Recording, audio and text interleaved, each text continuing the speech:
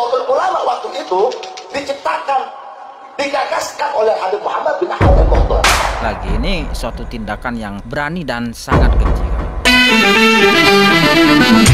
Oke, assalamualaikum warahmatullahi wabarakatuh. Kembali lagi di channel AADJ. Info terbaru terkait Ketum PBNU telah menerima dan telah menandatangani laporan buku-buku sejarah Nahdlatul Ulama yang banyak mengalami perubahan-perubahan ya. Nahdlatul Ulama waktu itu diciptakan, digagaskan oleh Habib Muhammad bin Ahmad al-Mukhtar.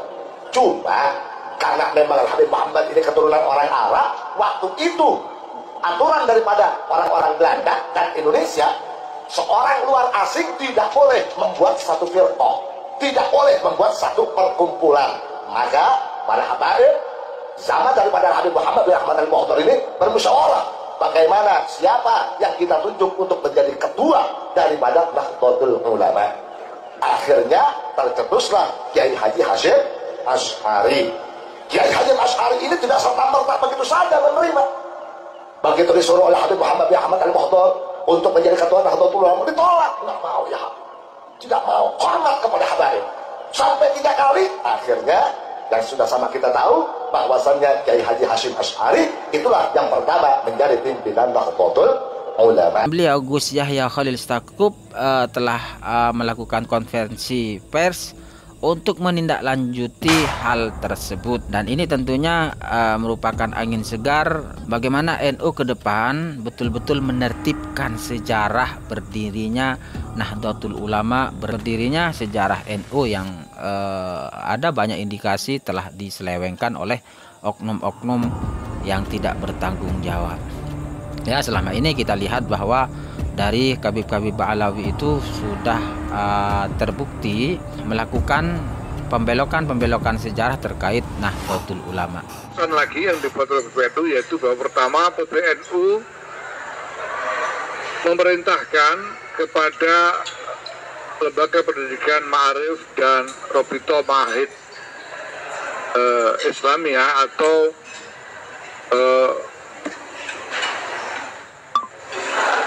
asosiasi pesantren-pesantren untuk melakukan penelitian menyeluruh terhadap laporan adanya upaya penyimpangan atau membuat narasi yang menyimpang tentang sejarah berdirinya NU.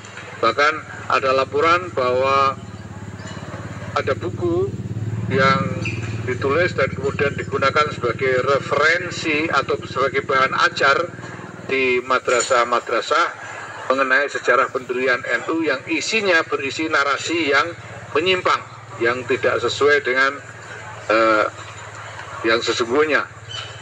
Nah, ini kami memerintahkan kepada FP Ma'arif dan RMI untuk melakukan penelitian secara menyeluruh dan mendalam, dan apabila memang ditemukan buku-buku atau bahan ajar yang seperti itu, ini harus dicabut ya, harus ditarik dari peredaran dan tidak boleh dipergunakan di lembaga-lembaga pendidikan NU, karena akan bukan hanya mengaburkan, bahkan menyimpangkan sejarah berdirinya NU.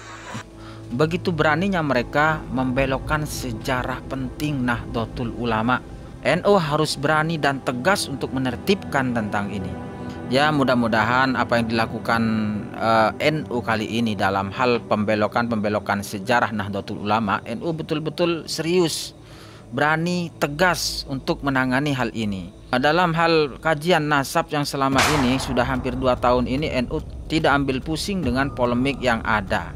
Walaupun NU di akar rumput ini sekarang mengalami goncangan-goncangan, mengalami pasang surut tentang adanya polemik nasab ini. Ya, mungkin ini sebuah ijtihad yang masih bisa mereka lakukan ya.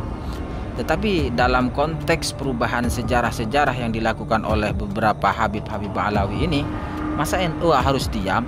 Masa NU harus lunak Masa NU harus bersikap lunak akan pemalsuan-pemalsuan ini, akan perubahan-perubahan sejarah berdirinya Nahdlatul Ulama. Dan ini sangat penting sekali Nahdlatul Ulama kemudian menertibkan tentang sejarah-sejarah Nahdlatul Ulama yang beredar.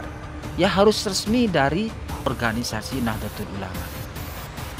Saya sempat ketemu dengan salah satu mantan pengurus NU MWC di dekat daerah saya. Dia mengatakan memang bahwa kelemahan NU dari sini, yaitu dari sisi sejarah. Sehingga wajar sekali ketika saat ini NU harus kecolongan dengan perubahan-perubahan sejarah berdirinya Nahdlatul Ulama. Kita akan terus menunggu bagaimana keseriusan Ketum PBNU dalam hal ini, dalam meluruskan sejarah-sejarah yang telah dibelokkan ini. Kita akan terus menunggu akan hal itu. Assalamualaikum warahmatullahi wabarakatuh.